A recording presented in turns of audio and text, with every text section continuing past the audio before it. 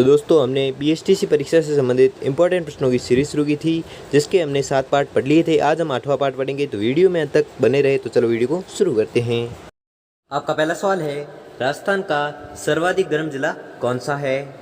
तो आपको याद रखना है वह है चूरू। ठीक है, चूरू जिला है जो राजस्थान का सर्वाधिक गर्म जिला है। तो दोस्तों आपको 25 प्रश्न दिए जाएंगे, जिसमें से आपने कितने प्रश्न सही किए हैं वो हमें कमेंट बॉक्स में कमेंट करके जरूर बताना। तो दोस्तों अगला देखते हैं प्रश्न। तो अगला सवाल है, राजस्थान में वर्षा का सामान्य औसत किस जिले में सबसे कम है? तो आपको याद रखना है जैसलमेर। ठीक है, राजस्थान में वर्षा का सामान्य औसत किस जिले में सबसे कम है? तो आपको याद रखना है कहाँ पर? जैसलमेर में। ठीक है, तो अगला देखते हैं। अगला सवाल है, राजस्थान में औसत वार्षिक वर्षा कितनी होती है? तो आपको याद रखना है 57.51 सेंटीमीटर। ठीक है, 57.51 सेंटीमीटर राजस्थान में औसत वर्षा होती है। अगला देखते हैं। अगला सवाल है, नौटंकी तथा रामलीला राजस्थान के किस भाग में अधिक लोकप्रिय है? नौटंकी तथा रामलीला राजस्थान के किस भाग में अधिक लोकप्रिय है? तो आपको याद रखना है पूर्वी भाग में। ठीक है, पूर्वी भाग में नौटंकी तथा रामलीला अधिक लोकप्रिय है। अगला देखते हैं। अगला सवाल है, राजस्थान में लोक नाट्य की सबसे लोकप्रिय विधा कौन सी है? राजस्थान में लोक नाट्य की सबसे लोकप्रिय विधा कौन सी है? तो आपको याद रखना है वह है ख्याल। ठीक है, ख्याल है जो राजस्थान में लोक नाट्य की सबसे लोकप्रिय विधि मानी जाती है। अगला देखते हैं। अगला सवाल है, राजस्थान का राज्य गीत कौन सा है? तो आपको याद रखना है केसरिया बालम। ठीक है, केसरिया बालम है जो राजस्थान का राज्य गीत माना गया है। कौन सा? केसरिया बालम। अगला देखते हैं। अगला सवाल है, राजस्थान का राज्य नृत्य कौन सा है? राजस्थान का राज्य नृत्य कौन सा है? तो आपको याद रखना है वह है घूमर।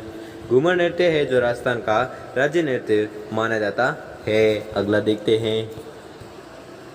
तो अगला सवाल है, राजस्थान के मेवाड़ और बाड़मेर में पुरुषों का सामूहिक वृत्ताकार नृत्य को क्या कहते हैं? राजस्थान के मेवाड़ और बाड़मेर में पुरुषों का सामूहिक वृत्ताकार नृत्य को क्या कहते हैं? तो आपको याद रखना है वह है गैर नृत्य कहते हैं। ठीक है, अगला देखते हैं।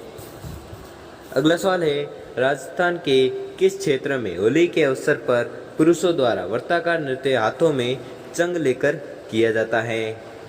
तो आपको याद रखना है शेखावटी। ठीक है, शेखावटी क्षेत्र में होली के अवसर पर पुरुषों द्वारा वृत्ताकार नृत्य हाथों में चंग लेकर किया जाता है। अगला देखते हैं। तो अगला सवाल है, अग्नि नृत्य का उद्गम राजस्थान में किस जिले से हुआ है? तो आपको याद रखना है वह है जैसलमेर। ठीक है, जैसलमेर जिले से अग्नि नृत्य का उद्गम हुआ है। ठीक है, कौन सा नृत्य? अग्नि नृत्य। अगला देखते हैं। तो अगला सवाल है, कौन सा नृत्य राजस्थान में फतेह फतेह कहते हुए किया जाता है? राजस्थान में फतेह फतेह कहते हुए किया जाता है, वह कौन सा नृत्य है? तो आपको याद रखना है वह है नृत्य कौन सा? अग्नि नृत्य। ठीक है, अग्नि नृत्य है जो फतेह फतेह कहते हुए किया जाता है। अगला देखते हैं। अगला सवाल है, राजस्थान के लोक संत पीपा के बचपन का नाम क्या था? राजस्थान के लोक संत पीपा के बचपन का नाम क्या था? तो आपको याद रखना है प्रताप सिंह। ठीक है, प्रताप सिंह था जो संत पीपा के बचपन का नाम था। अगला देखते हैं। अगला सवाल है, राजस्थान में पृथ्वीराज रासो की रचना किसने की? राजस्थान में पृथ्वीराज रासो की रचना किसने की? तो आपको याद रखना है चंद्रवरदाई। ठीक है, चंद्रवरदाई ने राजस्थान में पृथ्वीराज रासो की रचना की थी। अगला देखते हैं। अगला सवाल है, राजस्थान में बिसलदेव रासो की रचना किसने की थी? तो आपको याद रखना है नरपति नाल्ह। ठीक है, नरपति नाल्ह ने बिसलदेव रासो की रचना की थी। अगला देखते हैं। अगला सवाल है, राजस्थान में हमीर रासो व हमीर काव्य की रचना किसने की थी? तो आपको याद रखना है वह की थी सारंगदेव ने। ठीक है, सारंगदेव ने हमीर रासो और हमीर महाकाव्य की या हमीर काव्य की रचना की थी। अगला देखते हैं। अगला सवाल है, राजस्थान में प्रसिद्ध वैली कृष्ण रुक्मणी री की रचना किसने की? तो आपको याद रखना है राठौड़ पृथ्वीराज। ठीक है, राठौड़ पृथ्वीराज ने वैली कृष्ण रुक्मणी री की रचना की थी। किसने? राठौड़ पृथ्वीराज। अगला देखते हैं। अगला सवाल है, राजस्थान में स्त्रियों द्वारा कमर से एड़ी तक पहना जाने वाला वस्त्र है। राजस्थान में स्त्रियों द्वारा कमर से एड़ी तक पहने जाने वाला वस्त्र है। तो वस्त्र कौन सा है? घाघरा। अगला देखते हैं। तो अगला सवाल है कि ईसाई समाज के लोग ईसा मसीह का जन्म किस अवसर पर मनाते हैं? ईसाई समाज के लोग ईसा मसीह का जन्म किस अवसर पर मनाते हैं? तो आपको याद रखना है क्रिसमस। ठीक है, अगला देखते हैं। तो अगला सवाल है पैंजण नृत्य राजस्थान के किस क्षेत्र में प्रचलित है जो दीपावली के अवसर पर किया जाता है? तो आपको याद रखना है वह है बागड़।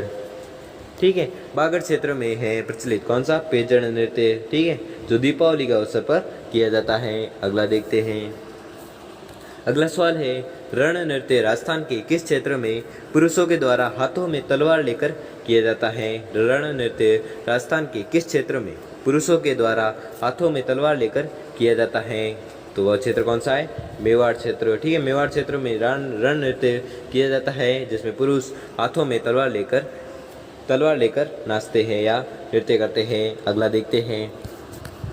अगला सवाल है राजस्थान के किस जिले में मरु महोत्सव का आयोजन होता है? तो आपको याद रखना है जैसलमेर जिले में। ठीक है, राजस्थान के जैसलमेर जिले में मरु महोत्सव का आयोजन होता है। अगला देखते हैं। अगला सवाल है थार महोत्सव उत्सव का आयोजन राजस्थान के किस जिले में होता है? तो आपको याद रखना है बाड़मेर जिले में। ठीक है, बाड़मेर जिले में थार महोत्सव का आयोजन होता है। अगला देखते हैं। अगला सवाल है ऊंट समारोह का आयोजन राजस्थान के किस जिले में किया जाता है? तो आपको याद रखना है बीकानेर जिले में। ठीक है, बीकानेर जिले में ऊंट समारोह का आयोजन किया जाता है। किस जिले में? बीकानेर जिले में। अगला देखते हैं। तो अगला सवाल है राजस्थान में तीजोत्सव का आयोजन किस जिले में होता है? तो आपको याद रखना है यह आयोजन होता है जयपुर जिले में। अगला देखते हैं। अगला सवाल है ब्रज महोत्सव का आयोजन राजस्थान के किस जिले में होता है? तो आपको याद रखना है भरतपुर जिले में। ठीक है, ब्रज महोत्सव का आयोजन राजस्थान के किस जिले में होता है? तो आपको याद रखना है किस जिले में? भरतपुर जिले में। कौन से महोत्सव का आयोजन? ब्रज महोत्सव का आयोजन। ठीक है, तो दोस्तों आपने 25 में से कितने % सही की है वो हमें जल्दी से जल्दी कमेंट करके ज़रूर बताएं। और अगर आपको वीडियो थोड़ा सा भी अच्छा लगा हो या आपके लिए थोड़ा सा भी हेल्पफुल साबित हुआ तो वीडियो को लाइक और चैनल को सब्सक्राइब कर लीजिए। धन्यवाद।